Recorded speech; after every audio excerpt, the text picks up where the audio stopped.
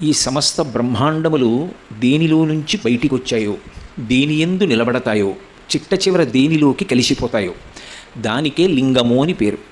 ఒక అన్వయంతో చెప్పాలి అంటే లింగము అంటే గుర్తు అని పేరు. దేనికి గుర్తది అంటే విశ్వమంతా ఎక్కడి నుంచి వస్తోందో, ఈ విశ్వమునకు రచయిత ఎవరో అటువంటి వాణ్ణి చూడాలి అంటే అక్కడికి వెళ్ళాలి.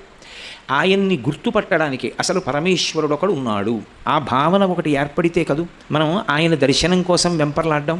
నాకు ఎవరో ఒక ఆయన్ని చూడాలి అని ఎప్పుడు అనిపిస్తుంది? ఆయన గురించి విన్నాను అనుకోండి, ఆయన చాలా మహితాత్ముడు, జీవితంలో ఎన్నో ఉపకారాలు చేసినవాడు, ఎంతో కీర్తిని సముపార్జించుకున్నవాడు, క్రమశిక్షణతో కూడుకున్నటువంటి జీవన విధానం ఉన్నవాడు, గొప్ప తపస్సంపన్నుడు, భక్తి తత్పరుడు అని నేను విన్నాను అనుకోండి.